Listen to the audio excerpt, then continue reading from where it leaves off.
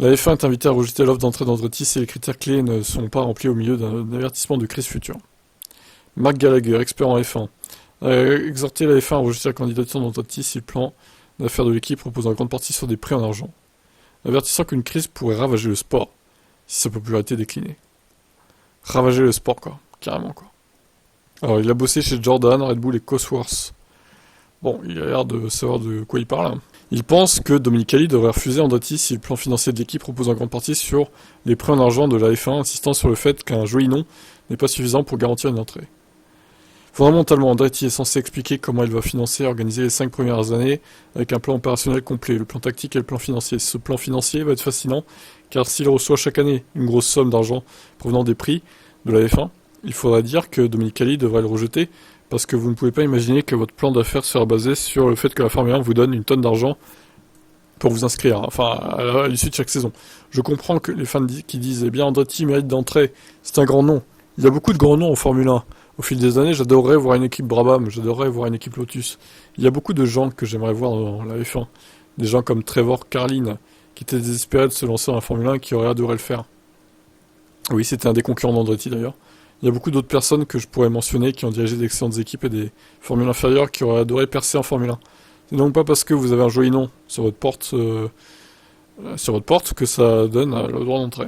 À mon avis, au milieu de tout ce que nous voyons, la seule solution n'est pas que General Motors fabrique un moteur, mais plutôt l'argent sur la table. Combien d'argent va-t-on payer pour garantir l'entrée? Combien d'argent ne sera-t-il pas retiré du fonds de récompense existant pour permettre à Andretti de concourir dans ce sport? Il estime que la F1 doit être responsable lorsqu'il s'agit d'élargir la grille, citant les exemples de Manor, Lotus, Caterham, HRT, qui étaient toutes des équipes de merde, on va pas se mentir. Il a averti que les parties prenantes de la F1 se méfieraient d'une baisse de popularité du sport après une saison de 2023, au cours de laquelle Red Bull a remporté toutes les courses sauf une. Le sport a connu un développement très long et fragile. Parfois, des équipes sont arrivées puis ont disparu très rapidement. Les gens parlent d'équipes qui échouent et parlent du mauvais directeur d'équipe ou de celui qui essaie de le faire. Ce que j'ai toujours pensé, c'est que j'ai vu des fournisseurs faire faillite.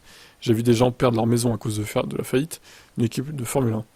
Et ça s'est produit ces derniers temps. Ces 4 équipes qui sont arrivées en Formule 1 auxquelles que j'ai fourni les moteurs, donc Cosworth en 2010, l'une de ces équipes n'avait absolument aucune idée de ce qu'elle faisait.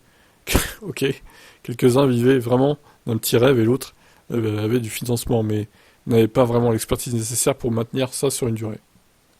Ils sont tous arrivés avec la bénédiction de la FIA et ont été autorisés à rentrer en Formule 1, et ils sont tous partis en quelques années. Donc tout ça est une histoire assez récente. Ouah, c'est long, hein. Ah, je vais pas tout finir, hein, flemme.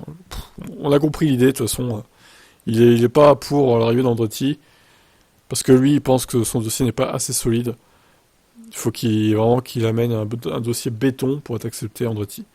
Voilà, comment résumer ça? Je vous laisse commenter.